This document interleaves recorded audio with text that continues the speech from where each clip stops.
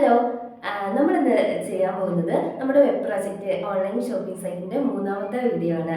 നമ്മൾ already menu ക്രിയേഷൻസും അതുപോലെ തന്നെ ലോഗിൻ പേജിന്റെ ഡിസൈനും കവർ ചെയ്തില്ലേ.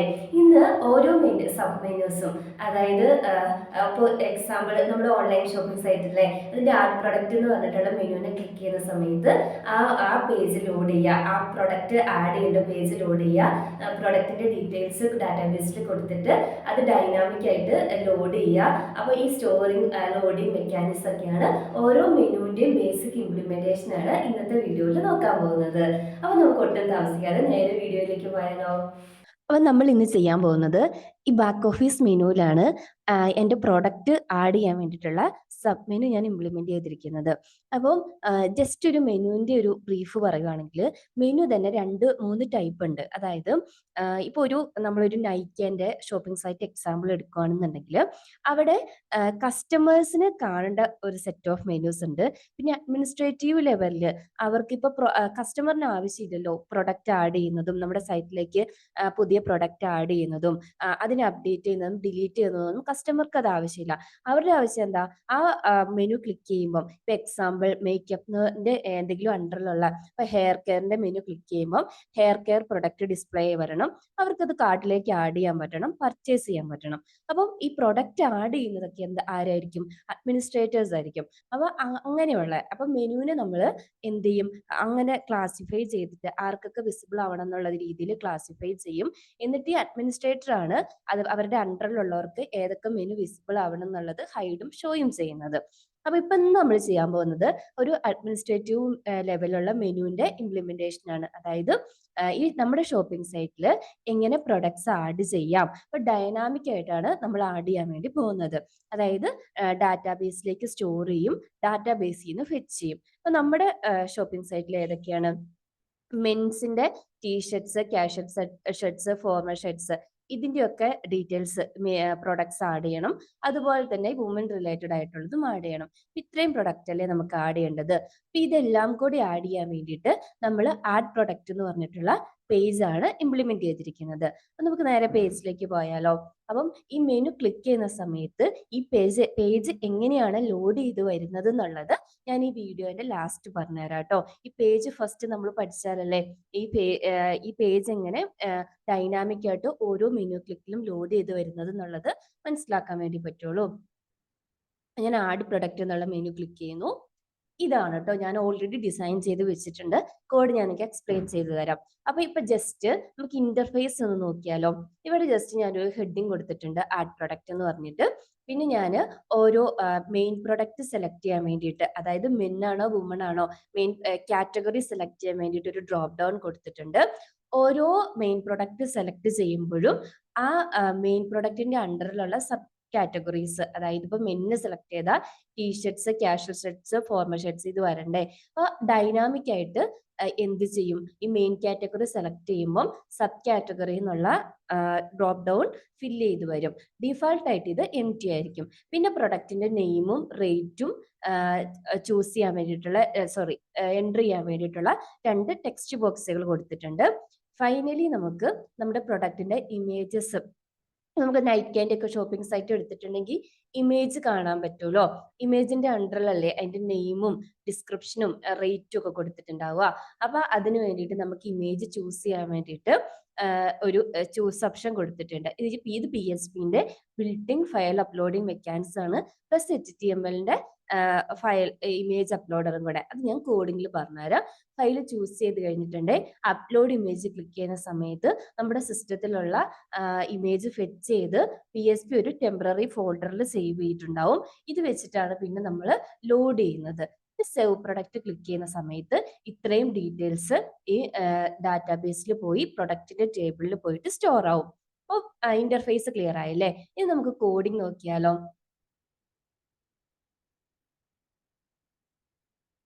ഫസ്റ്റ് ഞാൻ HTML പേജാണ് ഡിസ്ക്രൈബ് ചെയ്യാൻ പോകുന്നത്. HTML എപ്പോഴും എന്തായിരിക്കും, സ്റ്റാറ്റിക് ആയിട്ട് ആ പേജിൽ കാണുന്ന സെലക്ട് ബോക്സ്, ടെക്സ്റ്റ് ബോക്സ്, കൺട്രോളുകളുടെ ഡിസൈൻ ആയിരിക്കും ചെയ്തിട്ടുണ്ടാവുക. HTML ബേസിക്സ് നിങ്ങൾക്ക് അറിയില്ലെന്നുണ്ടെങ്കിൽ നമ്മൾ HTML, ജാവാസ്ക്രിപ്റ്റ്, PHP, CSS ഇതിന്റെയൊക്കെ ബേസിക് വീഡിയോസ് ചെയ്ത് പ്ലേലിസ്റ്റിൽ ആഡ് ചെയ്തിട്ടുണ്ട്. അപ്പൊ കാണാത്തവരുണ്ടെങ്കിൽ പോയി കാണുക കേട്ടോ. അപ്പൊ ഈ പേജിൽ നമ്മൾ ഓൾറെഡി എന്തായിരുന്നു, ആഡ് പ്രൊഡക്റ്റ് എന്ന് പറഞ്ഞിട്ടുള്ള ഹെഡിങ് കൊടുത്തിട്ടുണ്ട്. പിന്നെ ഒരു ഫോമാണ്, HTML-ന്റെ ഫോം ഉണ്ട്. അതിൽ നമ്മൾ ടേബിൾസ്, HTML-ന്റെ നോർമൽ ടേബിൾ ഇല്ലേ, ആ ടേബിളിന്റെ അണ്ടറിൽ, അതായത് പ്രോപ്പർ ആയിട്ട് ഈ ഒരു അലൈൻമെന്റിൽ വരാൻ വേണ്ടിയിട്ട് നമുക്ക് എന്ത് യൂസ് ചെയ്യാം കേട്ടോ. ടേബിളോ അൺഓർഡേർഡ് ലിസ്റ്റോ അല്ലെങ്കിൽ പിന്നെ അല്ലാതെ ഏതെങ്കിലും ഡിവിഷൻ യൂസ് ചെയ്തിട്ട് CSS വെച്ചിട്ട് അലൈൻമെന്റ് കൺട്രോൾ ചെയ്യാം. പിന്നെ ഏറ്റവും ഈസി ആയിട്ടുള്ള മെക്കാനിസം ടേബിളിൽ റോ കോളം ഫോർമാറ്റിൽ, റോ ആയിട്ടും കോളം ആയിട്ടും, അതായത് ഇതൊരു റോ ആണെങ്കിൽ 2 കോളം ആയിട്ട് ലേബലും കൺട്രോളും ആ രീതിയിലാണ് ഇംപ്ലിമെന്റ് ചെയ്തിരിക്കുന്നത്. അപ്പോൾ ടേബിൾ എടുക്കുന്നു. ടേബിളിന്റെ ഫസ്റ്റ് കോളമായിട്ട് മെയിൻ കാറ്റഗറി എന്നുള്ള ലേബിള്, അതിന്റെ സെലക്ട് ബോക്സ്. ഇവിടെ ഞാൻ ഡൈനാമിക് ആയിട്ടല്ല, കോഡിൽ ഡയറക്റ്റ് ആയിട്ട് എന്റെ പ്രോഡക്റ്റ് കൊടുത്തിരിക്കുകയാണ് കേട്ടോ.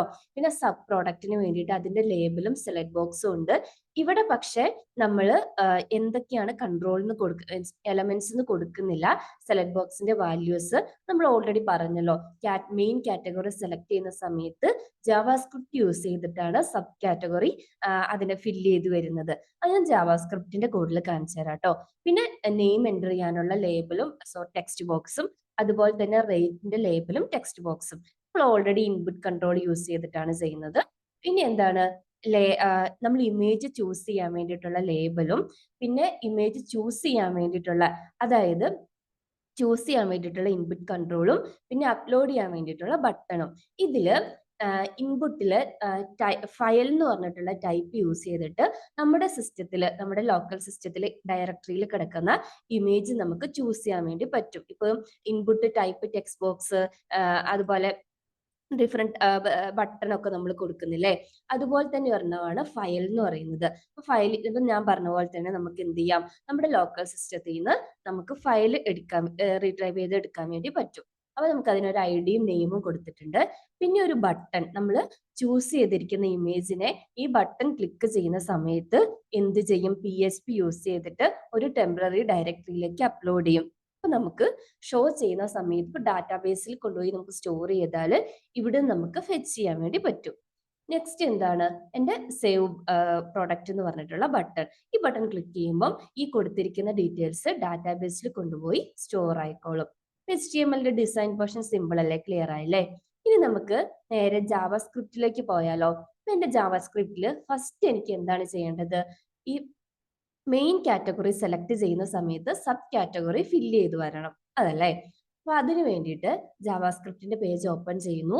മെയിൻ പ്രൊഡക്റ്റിന്റെ ID ഞാൻ സെറ്റ് ചെയ്തിരിക്കുന്നത് ഏതാണ്, ID ആയിട്ട് കൊടുത്തിരിക്കുന്നത് മെയിൻ പ്രൊഡക്റ്റ് ID എന്ന് പറഞ്ഞിട്ടാണ്.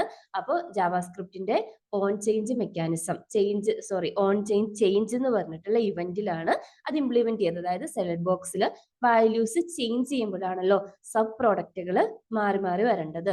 അപ്പൊ ചേഞ്ച് എന്ന് പറഞ്ഞിട്ടുള്ള ഇവന്റിൽ, അപ്പൊ ഇവന്റ്സ് അറിയില്ലെങ്കിൽ പ്രീവിയസ് വീഡിയോ കണ്ടാൽ മതി. ഇവന്റ്സ് എന്ന് പറഞ്ഞിട്ടുള്ള ചേഞ്ച് എന്ന് പറഞ്ഞ ഇവന്റിൽ മെയിൻ പ്രോഡക്റ്റ്, ഇപ്പം മെയിൻ പ്രോഡക്റ്റിൽ ചൂസ് ചെയ്തിരിക്കുന്ന വാല്യൂ ഫെച്ച് ചെയ്യുന്നു. സബ് പ്രോഡക്റ്റിന്റെ ID ഒരു വേരിയബിളിൽ എടുത്തു വെക്കുന്നു. എന്നിട്ട് സബ് പ്രോഡക്റ്റിൽ ചൂസ് എന്ന്, ഇത് ബൈ ഡിഫാൾട്ട് ആയിട്ട് ഏത് സെലക്ട് ചെയ്തിട്ടുണ്ടെങ്കിലും ചൂസ് എന്ന് പറഞ്ഞിട്ടുള്ള ഒരു ഓപ്ഷൻ ഉണ്ടാവും. ഇനി മെയിൻ പ്രൊഡക്റ്റിന്റെ ID നൾ അല്ലെങ്കിൽ, അതായത് ഈ ചൂസ് അല്ല എന്നുണ്ടെങ്കിൽ, ചൂസ് എന്ന് പറഞ്ഞ് സെലക്ട് ചെയ്യുന്ന, ചൂസ് പ്രൊഡക്റ്റ് സെലക്ട് ചെയ്യുമ്പോൾ ഇവിടെ വാല്യൂസ് ഒന്നും വരണ്ടല്ലോ, ജസ്റ്റ് ചൂസ് മാത്രം വന്നാൽ മതി. അപ്പൊ നള്ളല്ല, ഇതിൽ ഏതെങ്കിലും ഒരു വാല്യൂ, അതായത് മെന്നിനെയോ വുമണിനെയോ, ഇന്റേണലി ഞാൻ അതിന് 1 2 എന്ന് പറഞ്ഞാൽ സെറ്റ് ചെയ്തിരിക്കുന്നത്. മെയിൻ പ്രൊഡക്റ്റ് 1 സെലക്ട് ചെയ്യുന്ന സമയത്ത് മെന്നായിരിക്കുമല്ലോ, അവിടെ സബ് പ്രൊഡക്റ്റിന്റെ value t-shirts, casual shirt, formal shirts, ഇത് നമ്മൾ യൂസറിന് കാണാൻ വേണ്ടിയിട്ട് കൊടുത്തിരിക്കുന്ന വാല്യൂ.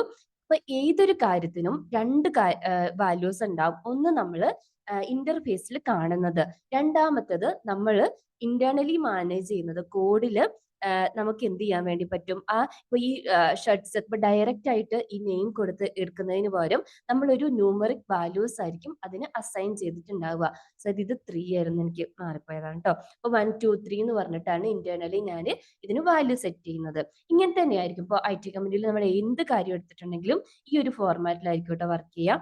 ഇനി സബ് പ്രോഡക്റ്റ് 2 ആണെന്നുണ്ടെങ്കിൽ ആ വുമൺ റിലേറ്റഡ് ആയിട്ടുള്ള എന്ത് ചെയ്യും, സബ് പ്രോഡക്ട്സുകൾ അവിടെ ഡിസ്പ്ലേ ചെയ്യും. ഓക്കെ, ഇനി ഇത്രയുമാണ്. ഇനി എന്ത് ചെയ്യും, ഈ അതൊരു നമ്മൾ എന്ത് ചെയ്യുന്നു, ഓപ്ഷൻസ് ആയിട്ടൊരു വേരിയബിളിലേക്ക് അപ്പൻഡ് ചെയ്ത് കൊടുക്കുമായിരുന്നു. അപ്പോൾ ഈ ഇതെന്ത് ചെയ്യും, ഓരോ സബ് പ്രോഡക്റ്റ് ഓപ്ഷനുകളിൽ കൂടെ ലൂപ്പ് ചെയ്ത് നമ്മുടെ സബ് പ്രോഡക്റ്റിന്റെ ഐഡിയിലേക്ക്, അതായത് ആ സെലക്ട് ബോക്സിലേക്ക് അപ്പൻ ചെയ്യും.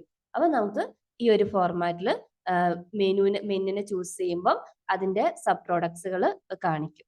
ഇനി നെക്സ്റ്റ് രണ്ടാമത്തെ സ്റ്റെപ്പ് എന്താണ്? അപ്പൊ ഈ സബ് പ്രോഡക്ട്സ് ഒക്കെ വന്നു. രണ്ടാമത്തെ സ്റ്റെപ്പ് നമുക്ക് ഒരു ഇതുപോലെ ഏതെങ്കിലും ഒരു ഇമേജ് നമ്മുടെ ഡയറക്ടറിയിൽ പോയിട്ട് ചൂസ് ചെയ്തിട്ട് ഓപ്പൺ ചെയ്യുവാണെന്നുണ്ടെങ്കിൽ നമുക്ക് എന്ത് ചെയ്യണം? നമ്മുടെ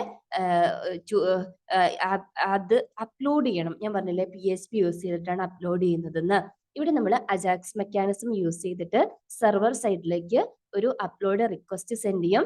സെർവർ സൈഡ് അപ്ലോഡിങ് ഹാൻഡിൽ ചെയ്ത് അതിന്റെ റിസൾട്ട് ക്ലയന്റ് സൈഡിലേക്ക് സെൻഡ് ചെയ്യും. അപ്പൊ അജാക്സ് കോൾ അറിയില്ലെങ്കിൽ പ്രീവിയസ് വീഡിയോസ് കണ്ടാൽ മതി. ജെക്കോറിന്റെ അജാക്സ് മെക്കാനിസം നമ്മൾ എക്സ്പ്ലെയിൻ ചെയ്തിട്ടുണ്ട്. ഇപ്പം ജസ്റ്റ് അജാക്സ് എന്ന് പറഞ്ഞാൽ സെർവർ ക്ലയന്റ് കമ്മ്യൂണിക്കേഷന് ഹെൽപ്പ് ചെയ്യുന്ന ഒരു മെക്കാനിസം ആണ്. അത് ജെക്കോറി പ്രൊവൈഡ് ചെയ്യുന്ന മെക്കാനിസം ആണ്. അപ്പൊ നമ്മൾ അപ്ലോഡ് ബട്ടൺ ഇവിടെ ക്ലിക്ക് ഇവന്റ് ആണ്. ക്ലിക്ക് ചെയ്യുന്ന സമയത്ത് എന്ത് ചെയ്യും? എൻ്റെ ഒരു ഫോം ഡാറ്റ എടുക്കും. ഫോം ഡാറ്റയിലേക്ക് ഇമേജിന്റെ ഡീറ്റെയിൽ അപ്പൻഡ് ചെയ്തിട്ട് ഞാൻ എന്ത് ചെയ്യും? അജാക്സ് കോഡിൽ അപ്ലോഡ് പ്രൊഡക്റ്റ് .php എന്ന് പറഞ്ഞിട്ടുള്ള ഫയലിലേക്ക് അജാക്സ് റിക്വസ്റ്റ് സെൻഡ് ചെയ്യും. അവിടെ അപ്ലോഡ് പ്രൊജക്ട് .php എന്താ നടക്കുന്നതെന്ന് വെച്ചാൽ ഈ വന്നിരിക്കുന്ന ഫയലില്ലേ, ആ ഫയലിന്റെ name, temporary name, size, type ഇതെല്ലാം ഒരു വേരിയബിളിലേക്ക് എടുത്തു വെക്കും. എന്നിട്ട് എന്ത് ചെയ്യും? PHPന്റെ ഒരു ഡയറക്ടറി നമ്മൾ ഏത് പാത്തിലേക്കാണോ ഇത് ടെമ്പററി ഫോൾഡർ അപ്ലോഡ് ചെയ്യേണ്ടത് ആ പാത്ത് കൊടുത്തിട്ടുണ്ടാവും. അവിടെ മൂവ് അപ്ലോഡ് ഫയൽ എന്ന് പറഞ്ഞിട്ടുള്ള ഫംഗ്ഷൻ യൂസ് ചെയ്തിട്ട് ഈ ടെമ്പററി ഫയൽ നെയിം എന്ത് ചെയ്യും? ഈ പാത്തിലേക്ക് അപ്ലോഡ് ആവും. സക്സസ് ആണെങ്കിൽ സക്സസ് എന്ന് പറഞ്ഞിട്ടുള്ള മെസ്സേജ് നമുക്ക് റിട്ടേൺ പോകും. എന്തെങ്കിലും എറർ ഉണ്ടെങ്കിൽ എറർ മെസ്സേജ് റിട്ടേൺ പോകും. മൂവ് അപ്ലോഡഡ് ഫയൽ എന്ന് പറഞ്ഞിട്ടുള്ളത് PHPന്റെ ബിൽറ്റ് ഇൻ ഫംഗ്ഷൻ ആണ്. ഒരു ഫയല് നമുക്ക് എന്ത് ചെയ്യാൻ വേണ്ടി പറ്റും? നമ്മൾ കൊടുത്തിരിക്കുന്ന ഡയറക്ടറിയിലേക്ക് നമുക്ക് അപ്ലോഡ് ചെയ്യാൻ വേണ്ടിയിട്ട് പറ്റും. ഓക്കെ, ഇനി ഇത്രയാണ്. അപ്പൊ അജാക്സ് കോളിന്റെ റിസൾട്ടിൽ നമുക്ക് സക്സസ് വരുവാണെന്നുണ്ടെങ്കിൽ ഇത് സക്സസ്ഫുൾ ആയിട്ട് അപ്ലോഡ് ആയി എന്നാണ് ഇൻഡിക്കേറ്റ് ചെയ്യുന്നത്. നമ്മൾ അലേർട്ട് ഇട്ടിട്ടുണ്ടായിരുന്ന റിമൂവ് ചെയ്താണ് കേട്ടോ. അപ്പം രണ്ട് കാര്യങ്ങൾ കഴിഞ്ഞു. നമ്മൾ സക്സസ്ഫുൾ ആയിട്ട് സബ് പ്രോഡക്റ്റുകൾ ചൂസ് ചെയ്തു, ഇമേജ് അപ്ലോഡ് ചെയ്തു. നെക്സ്റ്റ് നമ്മുടെ സ്റ്റെപ്പ് എന്താണ്? സേവ് പ്രൊഡക്റ്റ് എന്ന് പറഞ്ഞ ബട്ടൺ ക്ലിക്ക് ചെയ്യുന്ന സമയത്ത് നമ്മുടെ ഡാറ്റാബേസിൽ കൊണ്ടുപോയി ഈ ഡീറ്റെയിൽസ് സ്റ്റോർ ചെയ്യണം. ഇവിടെ നമ്മൾ യൂസ് ചെയ്യുന്നത് എന്താണ്? അജാക്സ് മെക്കാനിസം തന്നെയാണ്. അതായത് ക്ലയന്റ് സൈഡിൽ നിന്ന് സേവ് റിക്വസ്റ്റ് സെർവർ സൈഡിലേക്ക് സെൻഡ് ചെയ്യും. സെർവർ സൈഡിൽ ഡാറ്റാബേസിന്റെ കണക്ഷൻ ആക്സസ് ചെയ്ത് ഡാറ്റാബേസിലേക്ക് ഈ ഡീറ്റെയിൽസ് സേവ് ചെയ്ത് സേവിന്റെ സ്റ്റാറ്റസ് ക്ലയന്റ് സൈഡിലേക്ക് റിട്ടേൺ ചെയ്യും. നമുക്ക് നോക്കിയാലോ. അപ്പം നേരത്തെ പറഞ്ഞ പോലെ തന്നെ സേവ് പ്രൊഡക്റ്റിന്റെ ബട്ടൺ ക്ലിക്ക് ഇവന്റ് ആണ്. ജാവാസ്ക്രിപ്റ്റിന്റെ ക്ലിക്ക് എന്ന് പറഞ്ഞ ഇവന്റിലാണ് ഇത് ഹാൻഡിൽ ചെയ്തിരിക്കുന്നത്. ക്ലിക്ക് ഇവന്റ് ചെയ്യുന്ന സമയത്ത് നമ്മൾ ഈ കൊടുത്തിരിക്കുന്ന ഡീറ്റെയിൽസ് എല്ലാം ഒരു ഒബ്ജക്റ്റിലേക്ക് എടുത്തു വെക്കുന്നു. അതായത് ഞാനിവിടെ ഒരു പ്രൊഡക്റ്റ് ഡീറ്റെയിൽസ് പറഞ്ഞ ഒരു ഒബ്ജക്റ്റ് ഡിഫൈൻ ചെയ്തിട്ടുണ്ട്. അതിലേക്ക് കീ വാല്യൂ പെയറുകളായിട്ടാണ് സേവ് ചെയ്യുന്നത്. അതായത് ഒരു JSON ഫോർമാറ്റിൽ. ഇപ്പോൾ JSON എന്ന് പറയുന്നത് ഒരു വെബ് പ്രൊജക്ടിന്റെ ഏറ്റവും ബേസിക്സ് ആയിട്ടുള്ള കാര്യമാണ്. JSON റിലേറ്റഡ് ആയിട്ട് നിങ്ങൾക്ക് എന്തെങ്കിലും ഡൗട്ട് അല്ലെങ്കിൽ എക്സ്പ്ലെയിൻ ചെയ്യണമെന്നുണ്ടെങ്കിൽ വീഡിയോന്റെ അണ്ടറിൽ കമന്റ് ചെയ്താൽ മതി. കാരണം നമുക്ക് ഒരു വെബ് പ്രൊജക്റ്റിൽ സ്റ്റാർട്ട് ചെയ്യുന്ന സമയത്ത് നമുക്ക് ഏറ്റവും ബേസിക്സ് ആയിട്ട് അറിഞ്ഞിരിക്കേണ്ട, ഇപ്പൊ front end back end language അറിയണമെന്ന് പറഞ്ഞ പോലെ തന്നെ ഇമ്പോർട്ടന്റ് ആണ് JSON അറിഞ്ഞിരിക്കുക എന്നുള്ളത്. JSON എന്ന് പറഞ്ഞിട്ടുണ്ടെങ്കിൽ നമ്മൾ അറേ സേവ് ചെയ്യുന്നത് പോലെ, ഇപ്പൊ അസോസിയേറ്റീവ് അറേയൊക്കെ PHPയിൽ സേവ് ചെയ്യില്ലേ, അതുപോലെ തന്നെ കീ വാല്യൂ പെയേഴ്സ് ആയിട്ട് സേവ് ചെയ്യുന്നു. ഞാൻ മെയിൻ പ്രൊഡക്റ്റ് എന്ന് പറഞ്ഞ കീയില് മെയിൻ പ്രൊഡക്റ്റിന്റെ വാല്യൂ, അതായത് ഇപ്പൊ 1 ആണോ 2 ആണോ, മെൻ ആണോ വുമൺ ആണോ, സബ് പ്രോഡക്റ്റിൽ ഇപ്പൊ മെൻ ആണ് ചൂസ് ചെയ്തിരിക്കുന്നതെങ്കിൽ സബ് പ്രോഡക്റ്റ് ID എന്ന് പറഞ്ഞ കീയിൽ സബ് പ്രോഡക്റ്റിന്റെ സാരി ഓർ എത്നിക് വെയേഴ്സ് അതിന്റെ വാല്യൂ സേവ് ചെയ്യുന്നു. പ്രൊഡക്റ്റിന്റെ നെയിമും പ്രൊഡക്റ്റിന്റെ റേറ്റും പ്രൊഡക്റ്റിന്റെ ഇമേജിന്റെ ഫയൽ നെയിമും ഇതുപോലെ തന്നെ. ഈ ഇമേജിന്റെ ഫയൽ നെയിം കിട്ടുന്നത് അപ്ലോഡ് ചെയ്തിരിക്കുന്ന ഇമേജിന്റെ റെസ്പോൺസിൽ നിന്നാണ്. റെസ്പോൺസിൽ നമുക്ക് ഫയൽ നെയിം കിട്ടും. ഫയൽ നെയിമും കൂടെ എന്ത് ചെയ്യുന്നു? ഒരു ഒബ്ജക്റ്റിലാക്കിയിട്ട് അജാക്സിന്റെ മെക്കാനിസം യൂസ് ചെയ്തിട്ട് സെർവർ സൈഡിലേക്ക് റിക്വസ്റ്റ് ചെയ്യുന്നു. അതായത് ആഡ് പ്രൊഡക്റ്റ് എന്ന് പറഞ്ഞ PHP പേജിനെ കോൾ ചെയ്യുന്നു വിത്ത് ഡാറ്റ എന്തായിരിക്കും? ആഡ് പ്രൊഡക്റ്റ് ഡീറ്റെയിൽസ് എന്ന് പറഞ്ഞിട്ടുള്ള ഡാറ്റ ആയിരിക്കും. ആഡ് പ്രൊഡക്റ്റിലേക്ക് പോയാലോ. ആഡ് പ്രൊഡക്റ്റിന്റെ അകത്ത് ഞാൻ നേരത്തെ പറഞ്ഞ പോലെ എൻ്റെ ഡാറ്റാബേസിന്റെ കണക്ഷൻ ക്രിയേറ്റ് ചെയ്യുന്നു. അതായത് server name, user name, password ഒക്കെ കൊടുത്തിട്ട് MySQL സെർവറിലേക്ക് കണക്ഷൻ ക്രിയേറ്റ് ചെയ്യുന്നു ആ ഡാറ്റാബേസിലേക്ക്. എന്നിട്ട് എന്ത് ചെയ്യുന്നു, പോസ്റ്റ് നമ്മളിവിടെ PHPന്റെ പോസ്റ്റ് ആജാക്സ് റിക്വസ്റ്റ് അയച്ചപ്പോൾ പോസ്റ്റ് റിക്വസ്റ്റ് അല്ലായിരുന്നോ, അതുകൊണ്ട് പോസ്റ്റ് മെത്തേഡിൽ നിന്ന് പ്രോഡക്റ്റ് ഡീറ്റെയിൽസ് ഫെച്ച് ചെയ്യുന്നു. ഒരു പ്രൊഡക്റ്റ് ഒരു JSON ഫോർമാറ്റിൽ സെൻഡ് ചെയ്തിരിക്കുന്നത്. അപ്പോൾ അതിൽ നിന്ന് നമ്മൾ ഓരോ വാല്യൂസ് ആയിട്ട്, ഇവിടെ അറേ ആയിട്ടാണ് എടുക്കുന്നത്, ആ അറേയിൽ നിന്ന് ഓരോ വാല്യൂസ് ആയിട്ട് നമ്മളവിടെ കീ കൊടുത്തിട്ടില്ലേ, ആ കീ യൂസ് ചെയ്തിട്ട് main ID, sub ID, name, rate, URL, sorry ഇമേജിന്റെ നെയിം ഇല്ലേ, ഫയൽ നെയിം, അതെല്ലാം എടുക്കുന്നു.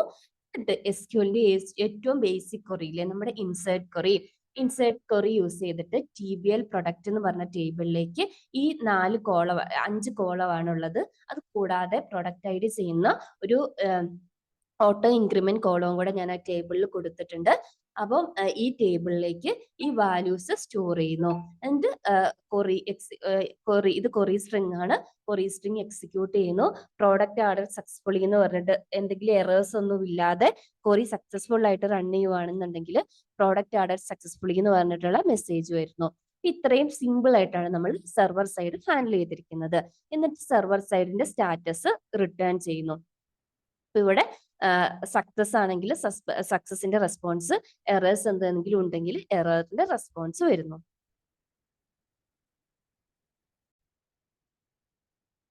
അപ്പം ഞാൻ നിങ്ങൾക്ക് എൻ്റെ ഡാറ്റാബേസിന്റെ സ്ട്രക്ചറും കൂടെ കാണിച്ചു തരാം.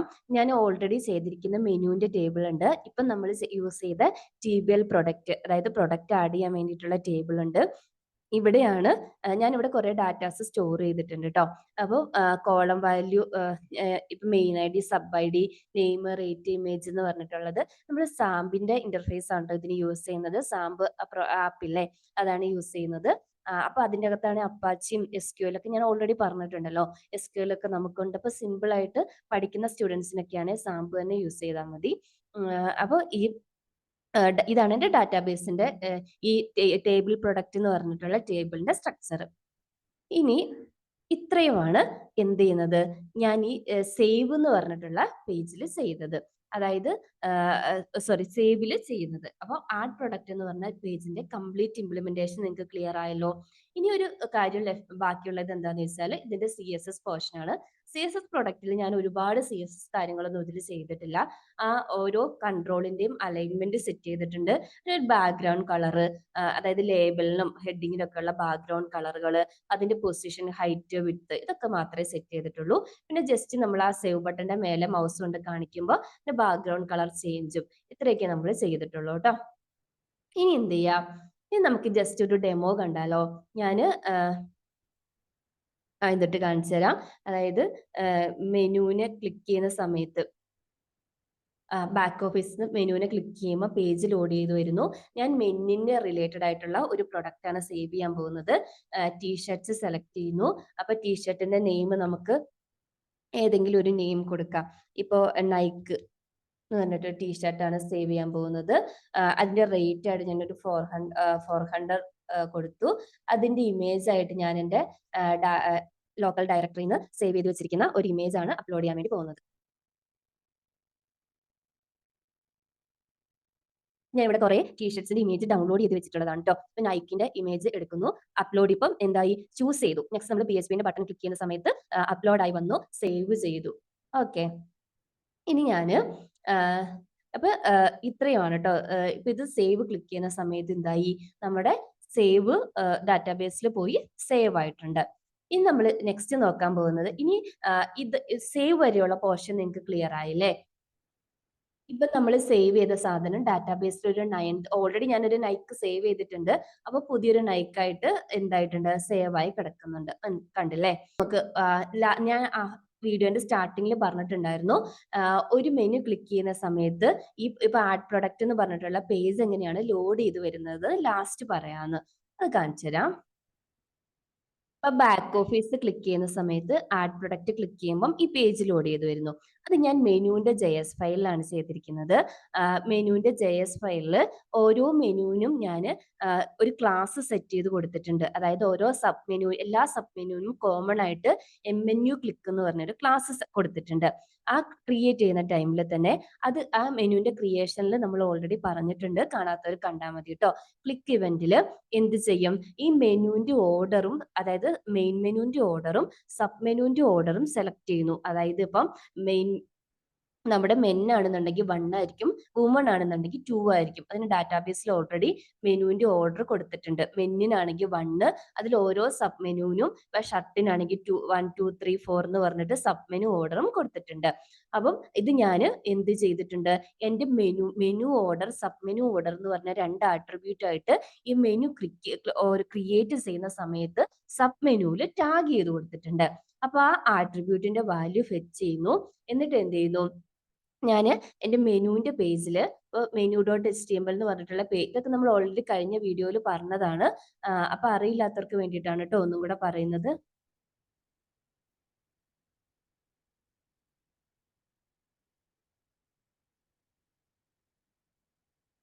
ഇതാണ് നമ്മുടെ menu.html എന്ന് പറഞ്ഞ പേജ്. ഇവിടെ മെനു ആഡ് ചെയ്ത് വരാൻ വേണ്ടിയിട്ട് ഒരു ടാഗ് കൊടുത്തിട്ടുണ്ട്. പിന്നെ ഒരു ഡിവിഷൻ ക്രിയേറ്റ് ചെയ്തിട്ടുണ്ട്, ഷോപ്പിംഗ് പേജ് എന്ന് പറഞ്ഞ. അപ്പൊ ഓരോ മെനു ക്ലിക്ക് ചെയ്യുമ്പോഴും ഈ ഷോപ്പിംഗ് പേജ് എന്ന് പറഞ്ഞ ഡിവിഷനിലേക്കായിരിക്കും ആ മെനുവിന് നമ്മൾ ക്രിയേറ്റ് ചെയ്ത് വെച്ചിരിക്കുന്ന പേജ് ലോഡ് ചെയ്ത് വരുന്നത്. ഇപ്പൊ നമ്മൾ ക്രിയേറ്റ് ചെയ്ത ആർട്ട് പ്രൊഡക്റ്റ് എന്ന് പറഞ്ഞ പേജ് ലോഡ് ചെയ്ത് വരുന്നത് ഈ ഡിവിഷനിലേക്കായിരിക്കും. അപ്പം menu.jsലേക്ക് റിട്ടേൺ പോവുകയാണെന്നുണ്ടെങ്കിൽ ഈ ഷോപ്പിംഗ് പേജ് എന്ന് പറഞ്ഞ ഡിവിഷനിലേക്ക്, അതായത് ഈ സബ് മെനു ക്ലിക്ക് ചെയ്യുമ്പം ഈ ബിൽറ്റ് ഇൻ ഫംഗ്ഷൻ jQueryന്റെ ലോഡ് എന്ന് പറഞ്ഞാൽ അതൊരു അജാക്സ് മെക്കാനിസം ആണ് കേട്ടോ. യൂസ് ചെയ്തിട്ട് ഈ മെനുവിൽ തന്നെ ഓരോ മെനു ക്ലിക്ക് ചെയ്യുമ്പോഴും ലോഡ് ചെയ്യേണ്ട URL ഞാൻ ടാഗ് ചെയ്ത് കൊടുത്തിട്ടുണ്ട്. അപ്പൊ ഈ കേസിലാണെങ്കിൽ ആഡ് പ്രൊഡക്റ്റ് ഡോട്ട് HTML എന്നായിരിക്കും കൊടുത്തിട്ടുണ്ടാവുക.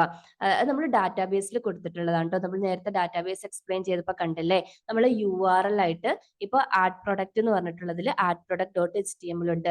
ഇത് മെനു നമ്മൾ ഡാറ്റാബേസിൽ നിന്ന് ഫെച്ച് ചെയ്യുമ്പോൾ ഇതിന്റെ URLും കൂടെ ഫെച്ച് ചെയ്യുന്നു. മെനു ക്രിയേറ്റ് ചെയ്യുമ്പോൾ മെനുവിൽ ടാഗ് ചെയ്ത് കൊടുക്കുന്നു, URL എന്ന് പറഞ്ഞിട്ടുള്ള ടാഗിൽ.